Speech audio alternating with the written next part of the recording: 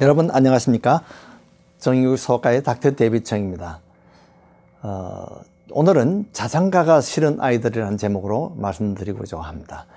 사실은 아이를 키우는데 제일 힘든 것이 아이를 잠재우는 것입니다. 근데 그 잠자기를 싫어하는 아이들이 많다는 것입니다.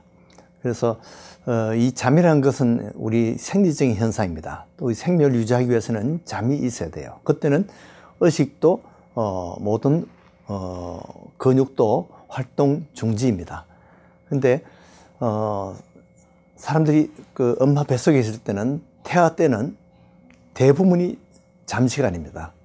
근데 가끔 깨요. 가끔 깨서 기지개를 하고 발을 차면 엄마가 그것을 느낍니다. 그래서 아기가 움직이는구나 이렇게 해서 하는데, 그 외에 조용할 때는 대부분 아이들은 거의 하루에 23시간 이상을 자는 것이죠.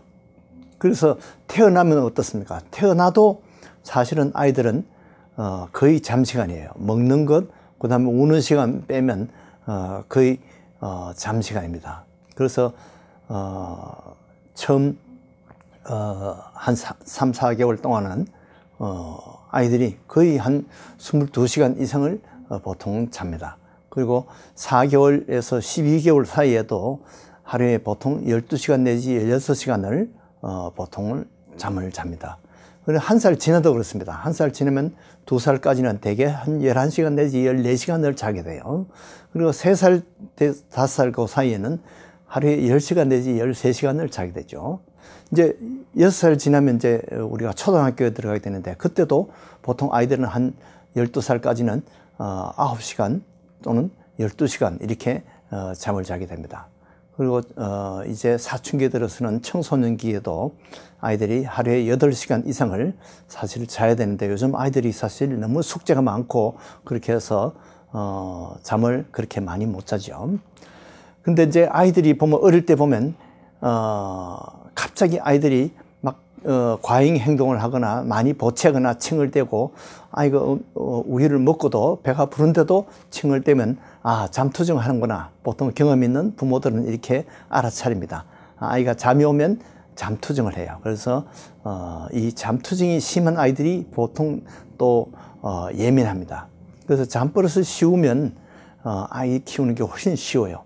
근데 잠버릇이 힘든 아이들은, 까탈스러운 아이들은 먹는 것도 보면 까탈스럽습니다. 그래서 보통 이제 배부르면 자야 되는데 먹고도 이게 칭얼대는 것이 아이들이 잠투정하는 것이죠. 그래서 보통은 어떻게 합니까? 부모들이 개발한 것이 이 자장가입니다. 이 자장가는 수천 년 전부터 아마 아이들을 키우는데 썼을 거예요. 근데 이 자장가는 느리고 아주 좀 지겨워야 됩니다. 하품이 날 정도로 지겨워야 돼요. 자장가가 너무 행진곡 같이 그렇게 시끄러운 곡들은 자장가로서는 실격입니다. 보통 우리는 할머니의 전통적인 자장가를 기억합니다. 저는 우리 할머니로부터 들은 자장가가 아직도 기억나요. 자장 우리 아가, 우리 착한 아가, 뭐 꼬꼬닥도 울지 마라, 멍멍개야 짖지 마라. 그러면 그것을 들으면서 늘 듣는 그 소리지만은 그것을 들으면서 마음이 평안해지고 스르르 잠이 들죠. 그런데 이제는 이 자장가도 유명한 음악가들이 지어낸 작곡한 그런 자장가가 있어요. 모차르트의 자장가가 있죠. 또 슈베르트의 자장가도 있습니다. 이 브람스의 자장가가 아주 좋아요. 또 한국 사람들은 우리 정서에 맞는 김대현의 자장가가 있습니다. 또 러시아 사람들이 좋아하는 러시아 자장가가 있어요. 그런데 이런 온 세계 자장가를 12곡을 불러도 잠을 이루지 못하는 그런 아이들이 있습니다. 근데 우리 손주 아이들은 이 잠을 잘 때 이 자장가를 들려줘도 안 자고 요돌송을 들려주면 잠을 잘 자는 아이가 있어요. 이렇게 해서 아이가 잠투정을 할 때는 저희 부부가 같이 요돌송을 불러주면 아이가 그걸 듣고 잘 잡니다. 그리고 또 이제 우리가 어른들이 많이 쓰는 방법이 이 아이를 흔들어 주는 겁니다. 그래서 이 락킹이라는 것이 우리 아이를 재우는 아주 유능한 그런 방법인데, 이것을 요즘은 전기로 아예 흔들어주는 그런 의자가 있어요. 이 흔들 의자가 전기로 이렇게 흔들어줍니다. 이 배터리로 이렇게 해서 하는데, 근데 이것도 너무 오래 쓰면 좋지 않다는 거죠. 너무 오래 쓰면 우선 아기가 거기에 대해서 의존 습관이 생긴다는 거죠. 우리가 담배나 술에 의존하고 습관이 생기듯이 이 흔들 의자도 아이들이 중독이 된다는 거예요. 그리고 아이들이 이 흔들 의자로 잠을 재운 아이들이 중간에 잠을 잘 깬다는 겁니다. 그래서 보통 한 4, 5개월 내에는 이 흔들 의자로 잠을 재우는 방법을 졸업하는 것이 좋다고 합니다. 그리고 보통 아이들이 부모의 엄마의 모유를 물고 자는 같이 자는 건 어떻게 생각합니까? 보통 그런 것도 우리 한국 사람은 당연하게 생각하는데 이 서양에서는 그것이 아이의 그 의존성과 습관성을 이 아이들이 스포일 된다고 그렇게 하지 않는 것이 좋다고 지금 그렇게 하고 있습니다. 그래서 보통 서양 사람들은 아기를 꼭 옆방에 따로 재웁니다. 아니면 아기들 따로 자는 그런 크립이 있죠. 거기로 따로 재우죠. 그래서 이제 모유를 물고 자면 엄마도 피곤하고 또 이런 습관성이 생기니까 공갈적 꼭지는 어떨까요? 공갈적 꼭지도 오래 자꾸 빨게 되면 거기에 습관성이 생길 수가 있습니다. 그리고 이 치아에도 이상이 생길 수 있습니다. 젖병을 계속 물고 자도 이 충치가 잘 생기고요. 또 공갈적 꼭지를 자꾸 오래 빨면서 자도 그런 아이들이 이빨이 나중에 커서 이 기형아가 생길 수가 있다는 거죠. 그래서 공갈적 꼭지도 가끔 쓰는 것은 어쩔 수 없지만은 매일 그렇게 쓰는 것은 좋지 않다는 것입니다. 자, 그 다음에 등이 없는 건 어떨까요? 보통 옛날에 할머니들은 등이 없고 많이 재웠습니다. 근데 서양 사람들은 어떻습니까? 등이 없는 것이 아니라 칸가루식으로 앞에다가 안고 다닙니다. 근데 실제 의학적으로 보면 이 앞으로 이렇게 안고 다니는 것은 상당히 척추에 부담을 줍니다. 힘이 들어요. 그러나 등에 없는 것이 오히려 우리가 사실 이 등에 이 근육이 붙은데 앞으로 굽히는 근육과 뒤로 젖히는 이 근육이 보면 이 앞으로 굽히는 근육이 더 발달되어 있어요. 그렇기 때문에 등에 없는 것이 앞으로 이렇게 해서 더 안정되게 장기간 이렇게 부담이 덜 되고 좋다는 것이죠. 그래서 이것은 한국식이 사실 서양식보다 더 좋습니다. 단지 앞으로 칸가루식으로 하는 것은 아기가 어떻게 위험하거나 이런 것을 금방 발견할 수 있는 그런 장점이 있습니다. 뒤로 이렇게 업고 다닐 때는 아기가 뭔가 초킹이나 또는 위험한 물건을 입 안에 집어넣을 때 이런 것을 우리가 발견할 수가 없죠. 그런 장단점이 있습니다.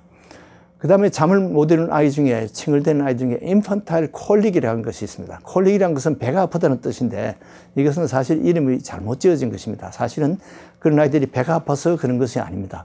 대개는 원인을 알 수 없지만은 그런 아이들이 또 이상하게 이 단조로운 소리라든지 그런 소리의 도움을 듣고 잠을 잘 이룹니다. 그래서 인펀타일 콜릭 있는 아이들이 수돗물을 틀어놓는다든지 라디오를 채널을 맞추지 않고 웅 하는 잡음을 들린다든지 냉장고 소리 또는 진공청소기 소리 이런 것 소리를 들으면서 오히려 잠을 잘 잡니다. 그래서 실제 보면 우유가 맞지 않아서 배에 가스가 차서 잠을 잘 못 이루는 아이들도 가끔 있습니다. 그래서 우유를 소화를 잘 못 시키고 그런 배가 아픈 아이들은 가스가 차서 아픈 아이들은 그런 아이들을 위해서 젠틀리스라는 그런 포뮬러가 있습니다. 또 프로센시티브라는 그런 포뮬러가 있습니다. 이런 포뮬러는 조금 단백질을 약간 소화하기 좋도록 그렇게 만들어 놓은 것입니다. 그래서 배에 가스가 많이 차는 아이들은 이런 우유를 먹이는 것이 좋습니다. 그리고 조금 큰 아이들은 이 베드타임 루틴이 있습니다. 보통 이제 양치를 하고 소변을 보고 목욕을 한다든지 또는 좋아하는 인형을 갖게 한다든지 또는 자기가 좋아하는 담요를 갖고 온다든지 또 동화책을 읽어준다든지 이런 베드타임 루틴이 있어요. 이 성경 이야기라든지 기도를 하는 것, 이런 것이 아이에게 상당히 도움이 됩니다. 그리고 조명은 약간 어둡게 하는 것이 좋고요. 피할 것이 있습니다. 아이들이 자기 전에는 영화라든지 영상을 보는 것이 좋지 않습니다. 아이패드라든지 TV 보는 것이 안 좋다는 거죠. 또 초콜릿이나 콜라나 카페인 들은 이런 음료를 마시지 않는 것이 좋고요. 또 자기 직전에 심한 운동을 하는 것도 좋지 않습니다. 많이 마시는 것도 좋지 않습니다. 그러면 밤에 그 소변을 마려워서 자꾸 깨게 되죠. 그래서 이제 서양에서는 따로 재우기를 하는데요. 부모 방에서는 안정감과 이런 좋은 점이 있지만 의존성이 생긴다는 거죠. 우리 문화와 다른 것인데, 보통 뭐 수면 무호흡증이라든지 또는 몽유병이라든지 이런 위험한 그런 아이들에게는 이 모니터링을 해서 또 따로 재우는 것이 좋습니다. 잠이란 것은 우리 사람에게 꼭 필요한 쉼이죠. 이 성장하기 위해서 또는 도약하기 위한 준비입니다. 근데 죽음은 바로 영원한 잠입니다. 그런데 그것이 끝이 아닙니다. 그 후에는 영생이나 심판이 따라온다는 거죠. 성경에는 10처녀가 다 잠을 잔다 그랬는데 이것은 혹시 죽음을 의미하는 것이 아닐까 생각합니다. 그래서 5처녀는 기름을 준비하고 잠을 자고 5처녀는 준비 없이 잠을 잤습니다. 그런데 주님이 오실 때 5처녀는 기름 준비한 5처녀는 주님을 맞이해서 천국으로 들어가고 5처녀는 기름을 준비 못해서 그만 따돌림을 당하는 그런 이야기가 나옵니다. 준비한다는 것은, 기름을 준비한다는 것은 예수 믿고 주님과 관계를 늘 유지하면서 자는 사람들, 그렇게 해서 다 예수를 믿다가 자는 사람들은, 죽는 사람은 다 천국으로 간다는 비유입니다. 여러분들도 그렇게 축복을 받으시기를 바랍니다. 안녕히 계십시오.